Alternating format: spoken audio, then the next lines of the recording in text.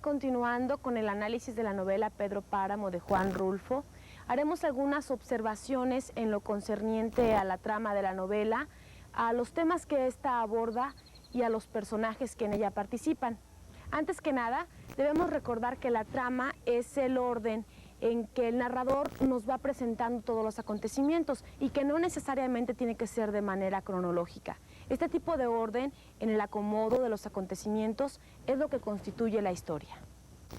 El orden en que se nos van presentando los acontecimientos en la novela Pedro Páramo no responden ni a un orden lógico, ni a un orden causal, ni por supuesto a un esquema cronológico, sino que se nos presentan como fragmentos que uno tiene que acomodar.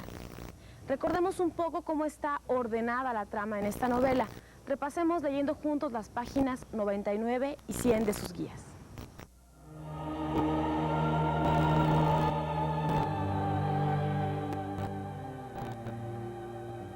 La trama de la novela Pedro Páramo está ordenada de la siguiente forma. Llegada de Juan Preciado a Comala. Que se ve tan triste, como si estuviera abandonado. Historia de Pedro Páramo adulto, muerte de Lucas Páramo y casamiento de Pedro Páramo con Doloritas. Juan Preciado recibe asilo en Comala. ¿Nunca has sentido el quejido de un muerto? Juan Preciado muere. Es ella, Susana San Juan. Historia de la muerte de Miguel Páramo. Traes muy mala cara. Me sucedió Historia del padre Rentería. Casamiento de Pedro Páramo con Susana San Juan. Sí. Historia de Pedro Páramo niño. Ahí aprendí a quererte.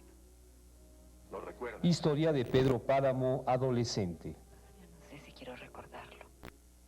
Otra gente. Funerales de Miguel Páramo. Loco no, Miguel. Debes estar muerto. Si quieren saber cuál es el orden lógico de los acontecimientos, es decir, la historia de la novela, vayan a las páginas 100 y 101 de sus guías.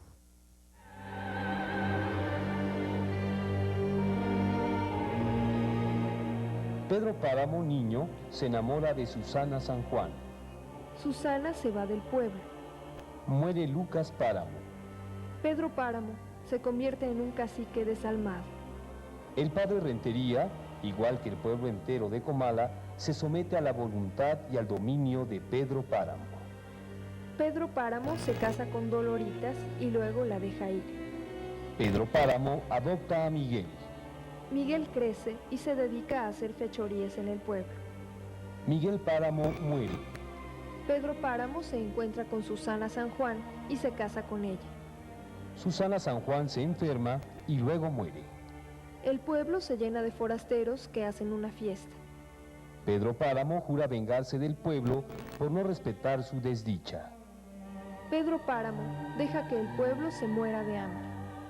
Pedro Páramo muere. Juan Preciado va a Comala a buscar a su padre. Juan Preciado muere en aquel pueblo fantasma.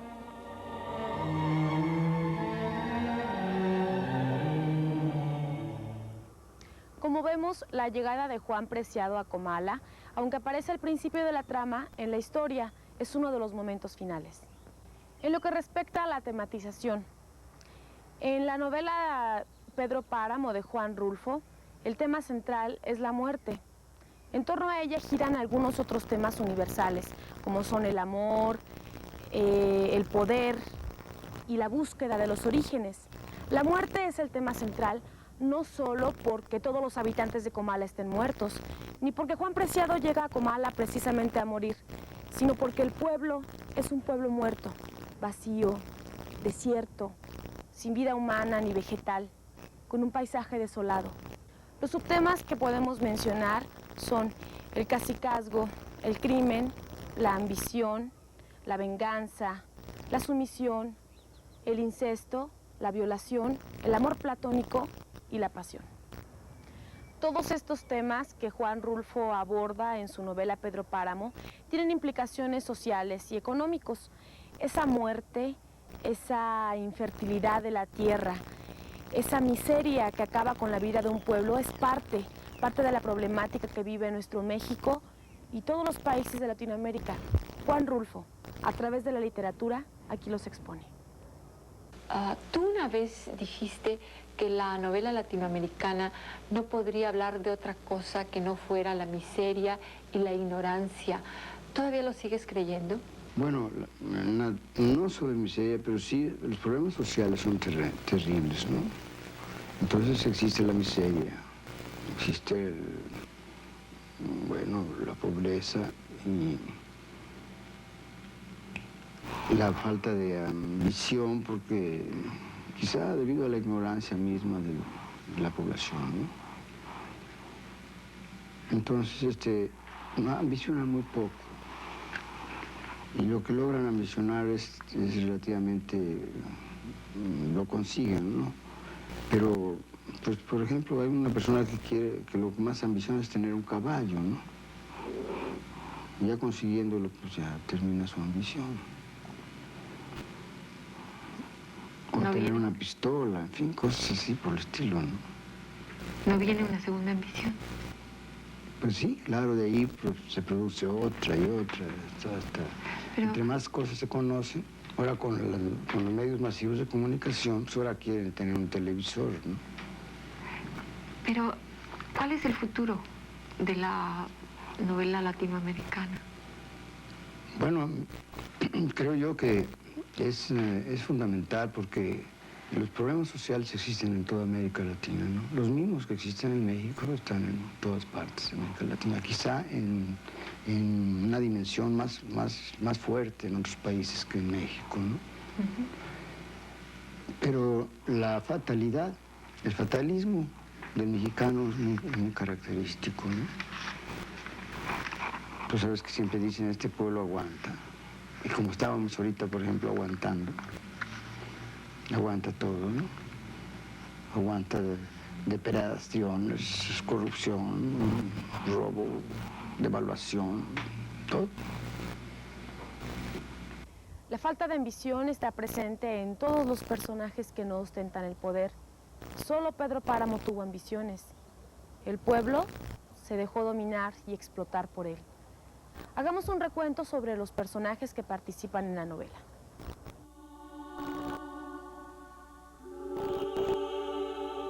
El cacique desalmado llamado Pedro Páramo es el protagonista de esta historia, pues en torno a él giran las vidas de los demás personajes.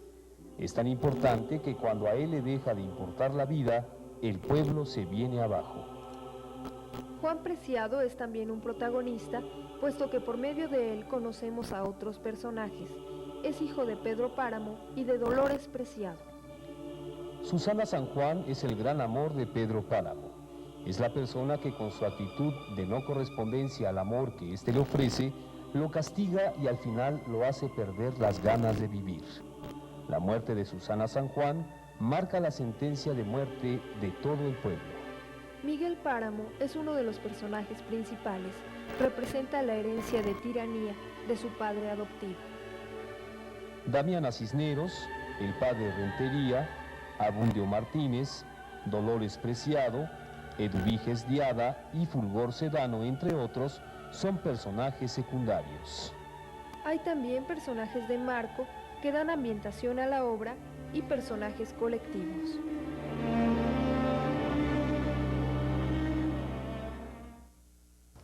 En la entrevista que les hemos ido presentando, que concediera en 1983 el escritor Juan Rulfo a la periodista Silvia Fuentes, hace una importante declaración en torno al antecedente real del personaje literario de Susana San Juan. Amor imposible, platónico, pero de mucha importancia en la vida de Pedro Páramo. Parece ser que sí existió esta mujer ideal como un antecedente real en la vida de Juan Rulfo. Susana San Juan existe. ¿Dónde está? Pues por ahí, perdida en algún lugar del mundo. Pero no bajo tierra. No, está viva. Es lo que yo pensé siempre. Está viva. Que tú la conoces y que está viva. La conozco. Y que la ves. La veo en eso. ¿Es muy bella? Es hermosa, no es bella, es hermosa. Y la amas. Hermosa. Y la amas. Pues hasta cierto punto, sí, ¿O no se deja contigo tampoco? Pues será ya mi edad, ¿no? Ya me llegó la antigüedad, como tú sabes, ¿no? Pero Entonces, Pedro Páramo la esperó. la esperó, sí, pero ya cuando la encontró estaba loca.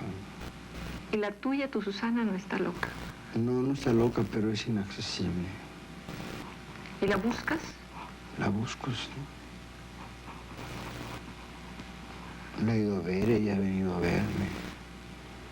Entonces, no es un hombre inventado. No existe.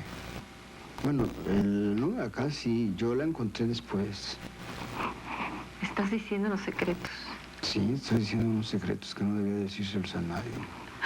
Qué suerte que los tenemos ahora Pero aquí. sí considero que esta mujer ideal que busca el hombre sí existe. A la larga se la puede encontrar.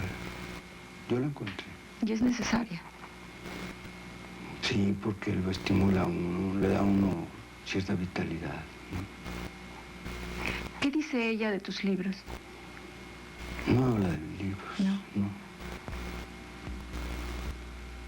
¿Te ama? No sé. Es lo que no sé.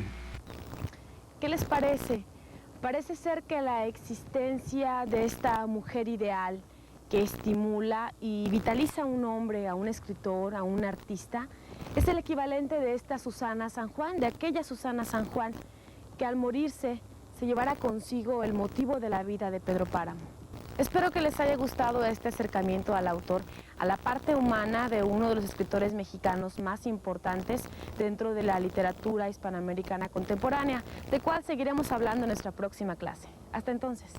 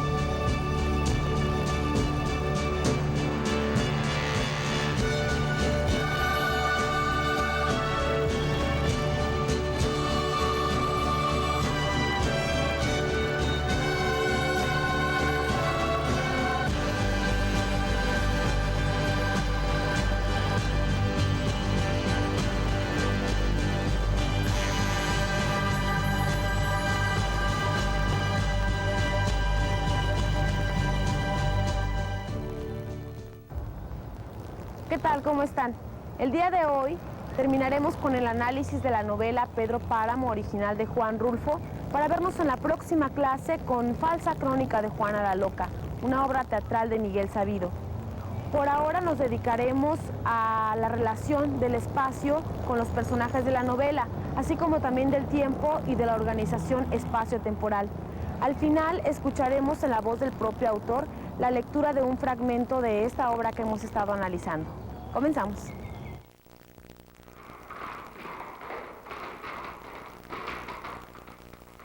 ¿Cuándo descansarás? ¿Qué pasa, señorita Ana? Es el Colorado, que galopa por el camino de la media luna. ¿Entonces alguien llega de allí? No, solamente el caballo de Miguel, que va y viene buscándolo por todas partes. No oigo ningún ruido de ningún caballo. ¿Quién es Miguel? Otro hijo de Pedro Páramo. ¿Otro? Todos son hijos de Pedro Páramo. Pero él solo reconoció al que no tuvo madre. Uno de los principales componentes de la narración literaria es el espacio. El espacio es el lugar o el conjunto de lugares donde ocurren las acciones ejecutadas por los personajes, donde se desarrollan los acontecimientos de la obra. El espacio puede estar dotado de significados que enriquecen a la obra en su conjunto. Un paisaje alegre y risueño puede ir de acuerdo con la gente que en él habite, y un paisaje desolado y sin vida puede tener relación con lo que en él ocurre.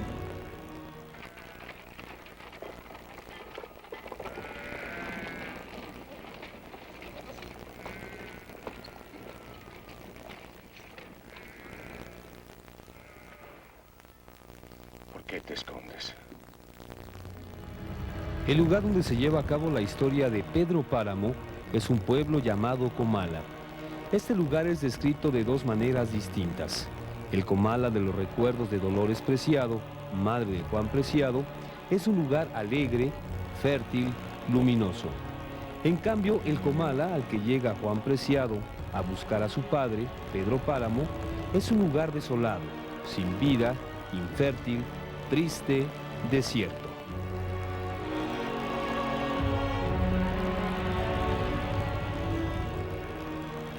Otro lugar que se menciona en la novela Pedro Páramo es la Media Luna. Así se les llama a las tierras que rodean a Comala y que pertenecen a Pedro Páramo. Comala y la Media Luna quedan sin vida cuando Pedro Páramo pierde la ilusión de vivir. La relación entre el espacio y los personajes de la novela Pedro Páramo es muy estrecha. Cuando Pedro Páramo está lleno de poder, entusiasmo, ilusión, Comala vive. Cuando muere la ilusión, Comala muere también. De la voluntad de este personaje depende la actividad y la vida de los demás. El alma de Pedro Páramo es el alma de Comala.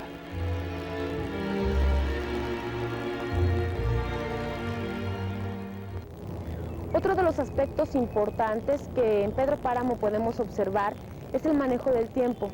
En Pedro Páramo, el tiempo de la historia que se cuenta abarca muchos años. Abarca desde la niñez de Pedro Páramo hasta su muerte y aún más, la llegada del hijo, Juan Preciado, a Comala y la muerte de este. El tiempo verbal que utiliza el narrador es el pasado. Al parecer, el narrador es alguien que cuenta desde afuera, alguien que no participó en los hechos y los cuenta desde un tiempo presente.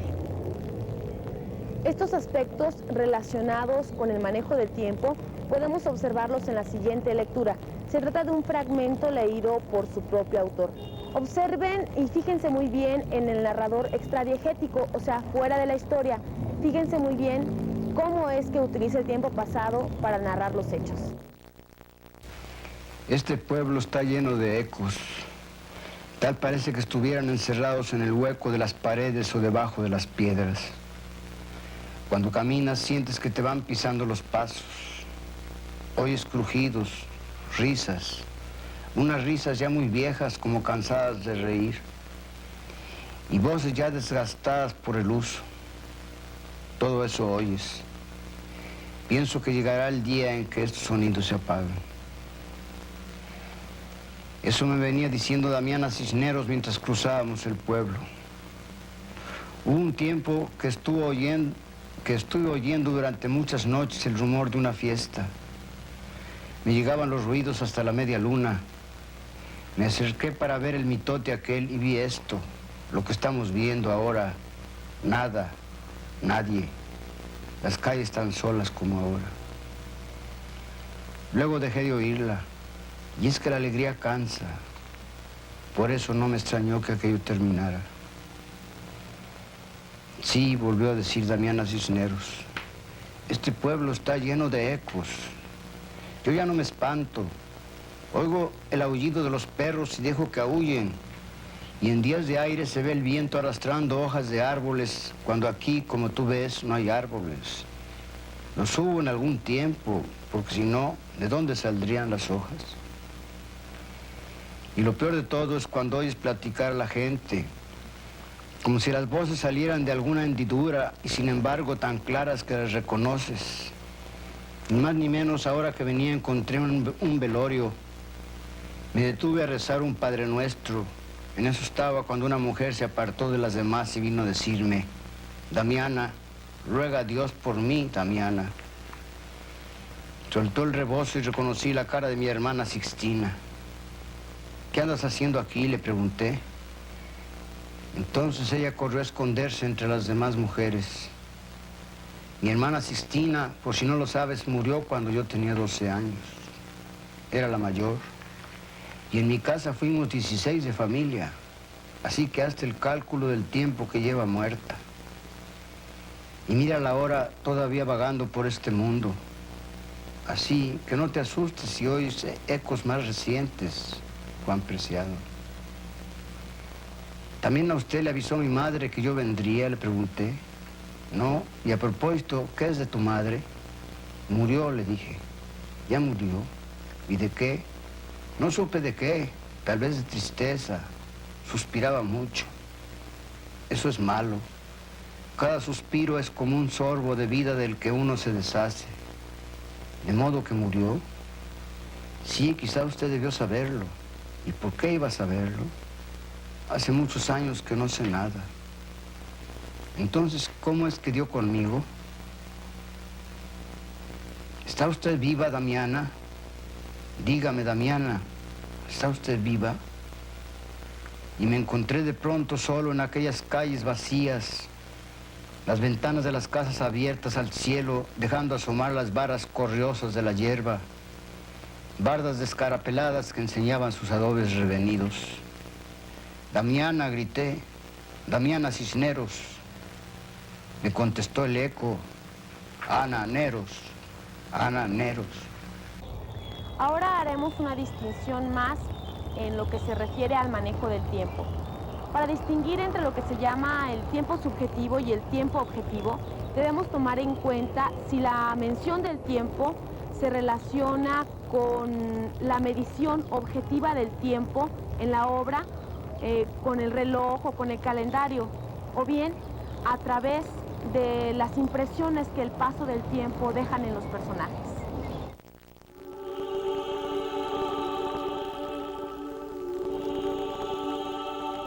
El tiempo objetivo es la relación que los personajes mantienen con el tiempo a través del reloj o del calendario. El tiempo subjetivo es la relación personal o subjetiva que el personaje mantiene con el tiempo a través de sus propias impresiones. Es la forma en que la persona siente que el tiempo transcurre.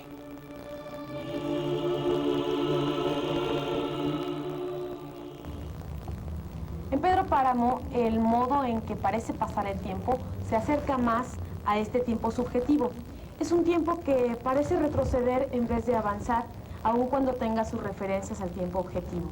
El tiempo y el espacio en Pedro Páramo son tan indefinidos que bien podríamos ubicarlos en cualquier tiempo de la historia o en cualquier lugar del mundo. Por eso se dice que Comala podría ser cualquier pueblo y podría existir en cualquier época. De ahí la universalidad de la obra, que hace que sea tan valorada y tan considerada aún fuera de nuestro país.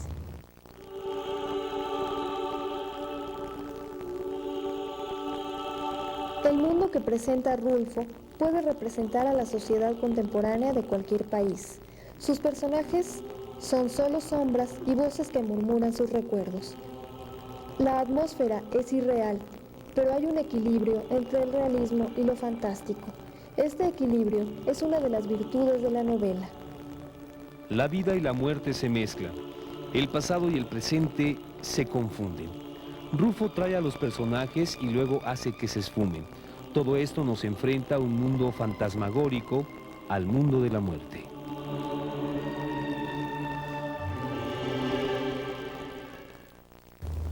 De esta manera terminamos con el comentario correspondiente a la novela Pedro Páramo, del escritor jalisciense y universal Juan Rulfo, al que hemos conocido en persona a través de esta grabación en video, puesto que él falleció en 1986. Espero que hayan disfrutado de estas lecturas y nos vemos en la siguiente, no sin antes recordarles que deben de haber leído Falsa Crónica de Juana la Loca. Hasta entonces.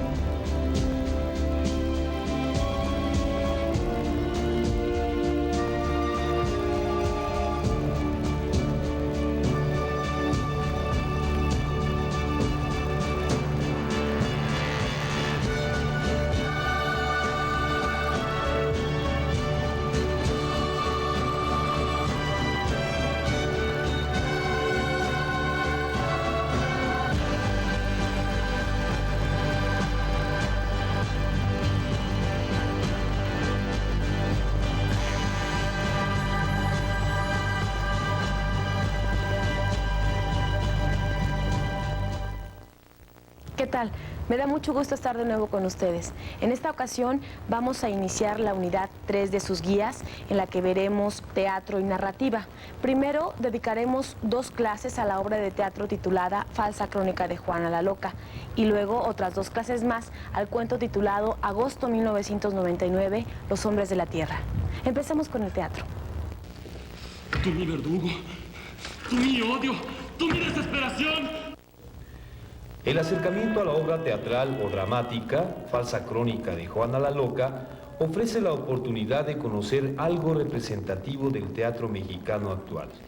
Su autor, Miguel Sabido, es uno de los directores teatrales de actualidad en México.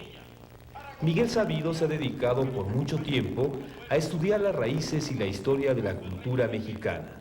De ahí su interés por el teatro ritual popular mexicano, como son las pastorelas, las pasiones, los carnavales. También se ha involucrado en el estudio de la cultura española de los siglos XVI y XVII. Esto con el fin de entender el origen de nuestra cultura a partir de la fusión del mundo español con el prehispánico sucedido por entonces.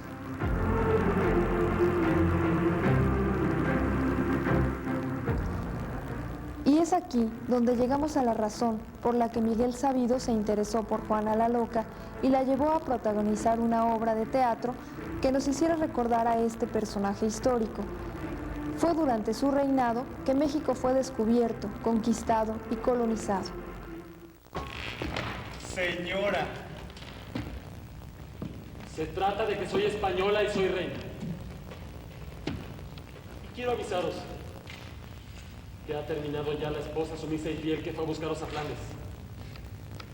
Esa princesita insignificante y torpe que esperaba ser feliz al lado de Felipe, llamado el Hermoso, ha muerto. Soy una reina y tengo deberes. Y voy a cumplir esos deberes, pase lo que pase. Decidle que tenéis obligaciones como reina. La habéis olvidado por culpa de su amor. Dile que formas parte del destino de España, que lo has olvidado por causa de su amor. Dile que has sido elegida por Dios para reinar y que lo has olvidado por culpa de su amor. ¿Y de qué se trata, pues, señora? Que lo he decidido. Basta ya. Se acabaron las escenas y los celos. De hoy en adelante tengo una obligación.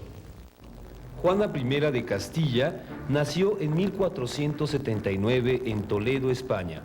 Fue la tercera hija de los reyes católicos Fernando II de Aragón e Isabel de Castilla, importantes monarcas que lograron la unificación política y religiosa de España, terminando con la reconquista del territorio del que los árabes se habían apoderado, además de que, durante su reinado, América fue descubierta. La madre de Juana, Isabel la Católica, fue quien aprobó y apoyó el viaje de Cristóbal Colón. Juana, a los 17 años, se casa con un hijo del emperador de Austria, Felipe, llamado el Hermoso. Tuvieron 6 hijos: Leonor, Carlos, Isabel, Fernando, María y Catalina. Todos ellos fueron reyes. Pero Juana, a pesar de ser jurada heredera del trono, a causa de la muerte de sus hermanos Juan e Isabel, no ostenta nunca el poder. A los 25 años es declarada como débil mental y por ello, primero su padre, don Fernando, luego su esposo, don Felipe, y al último su hijo, don Carlos, asumen el gobierno reemplazándola. Desde 1508, a la edad de 29 años, Juana es recluida por su padre en el castillo de Tordesillas, aludiendo a una supuesta perturbación mental, agravada por la muerte repentina de Felipe, su esposo, 2 años antes. Desde entonces hasta su muerte, pasa sus días encerrada. Carlos V, rey de España y Alemania, hijo de Juana, le hace a su madre una visita en 1516 tras el fallecimiento de su abuelo Fernando, padre de Juana, que había reasumido el poder desde la muerte de Felipe el Hermoso. Carlos decide prolongar indefinidamente el aislamiento de su madre y asumir el poder desde 1917.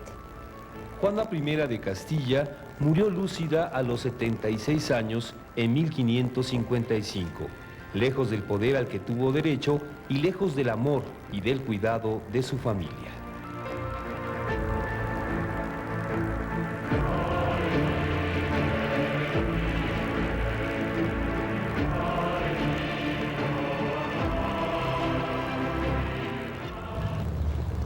Juana fue la verdadera reina de España en los años en que Hernán Cortés conquistara Tenochtitlán y durante la evangelización y el establecimiento de la colonia llamada Nueva España. Pues Miguel Sabido reflexiona acerca de esto y trata de imaginarse cómo se hubieran desarrollado los hechos si Carlos V no hubiera usurpado en el poder a su madre. Juana siempre tuvo interés en visitar a América. Quizá nuestro destino histórico como mexicanos hubiera sido diferente.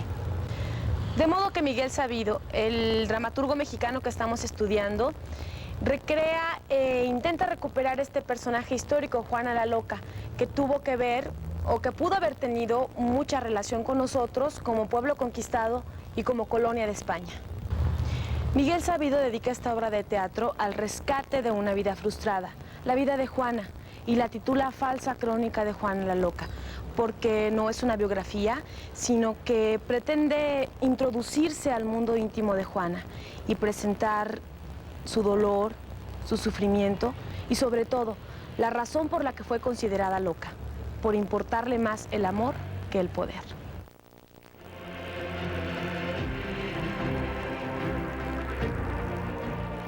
Miguel Sabido sostiene la teoría de que Juana no fue encerrada por estar loca, sino precisamente a causa de permanecer encerrada se volvió loca, además de tener que soportar ser despojada 3 veces de su reino. Los personajes de la obra Falsa Crónica de Juana la Loca se dividen en 2 bandos contrarios: Juana, que defiende el amor, y los demás que no le conceden importancia. Está comprobado que todos los casamientos de los hijos de Fernando e Isabel, los católicos, fueron por conveniencia, constituyeron alianzas políticas. Miguel Sabido considera la obra un monólogo delirante de Juana.